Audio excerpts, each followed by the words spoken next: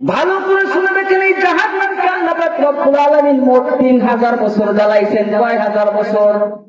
3000 বছর জ্বালাইছেন এই জাহান্নামকে। উকিদা আলান নার আলফা সানা হাত্তা ইহমারাত। আল্লাহ পাক রব্বুল আলামিন যখন এই জাহান্নামকে জ্বালাইলেন, সর্বপ্রথম 1000 বছর জ্বালাইলেন। 1000 বছর জাহান্নামের আগুনকে জ্বালানোর পরে জাহান্নামের আগুন লাল বর্ণ ধারণ করলো। সুম্মা উকিদা আলাইহা আলফা সানা হাত্তা ইবিয়াযাত। এরপরে জাহান্নামের আগুনকে 1000 বছর আল্লাহ তাআলা জ্বালাইলেন, জাহান্নামের আগুন সাদা বর্ণ ধারণ করলো। সুম্মা উকিদা আলাইহা আলফা সানা। এরপরে আল্লাহ পাক রব্বুল আলামিন এই জাহান্নামকে 1000 বছর জ্বালাইলেন, হাত্তা ইসওয়াদাত। জাহান্নামের আগুন কালো বর্ণ ধারণ করলো, এমন কালো যেমন রাতের অন্ধকার কালো হয়ে গেছে, এমন কালো। সেই গহীন অন্ধকারের মতো এই জাহান্নামের আগুনকে আল্লাহ তাআলা বানাইলেন।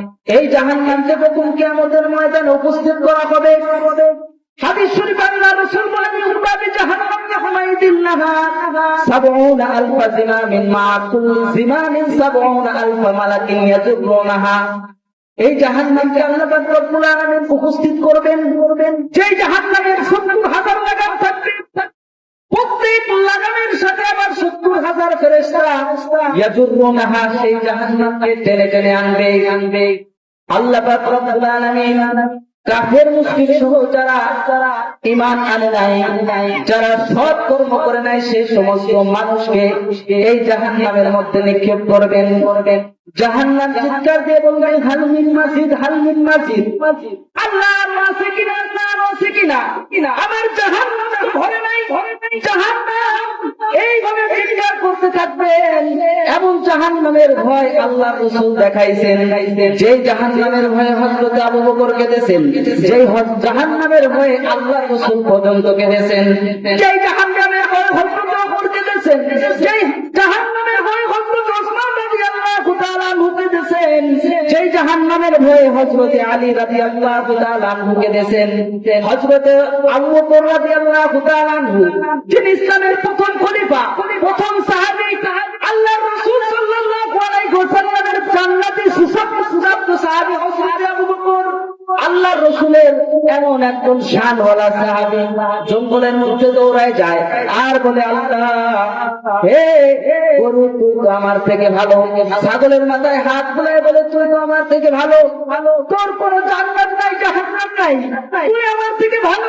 যদি আমি আবু বকর যদি জান্নাত লাভ না করতে পারি, জান্নাত যদি ক্রয় না করতে পারি, তাহলে আমি আবু বকর তো তোর চাইতে নিকৃষ্ট। এইভাবে তারা জাহান্নামের ভয়ে কাঁদছে। হযরত ওমর রাদিয়াল্লাহু তাআলা আনহু, তিনি জাহান্নামের ভয়ে কাঁদছেন। খড়কুটা নদী দিয়া ভাসতেছে, বলতেছে, খড়কুটা তুই তো আমার থেকে ভালো। স্রোতের নদীতে তুই ভাইসা যাইতেছিস, তোর কোনো জান্নাত নাই, জাহান্নাম নাই। যদি আমি ওমর যদি জাহান্নামী হয়ে যাই, তাহলে তুই খড়কুটার চাইতে আমি ওমর নিকৃষ্ট। তারা এমন ভাবে জাহান্নামকে ভয় করছে।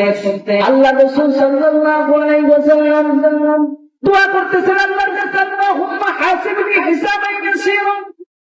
আল্লাহ তুমি আমার হিসাবটা সহজ করে দাও। আম্মা জান আয়েশা রাদিয়াল্লাহু তাআলা আনহা বলেন, আল্লাহ ইয়া রাসূলুল্লাহ, আপনার তো পূর্বের এবং পরের সমস্ত গুনাহ আল্লাহ তাআলা মাফ করে দিয়েছেন। আল্লাহর রাসূল বলেন, আয়েশা, কিয়ামতের ময়দানে যদি আল্লাহ তাআলা কারো হিসাব চেয়ে বসেন, বান্দা তুমি তোমার জীবনটা কোন কাজে ব্যয় করছো, কোন কাজে তোমার জীবনটা ব্যয় করছো, এই কথা যদি কারো কাছে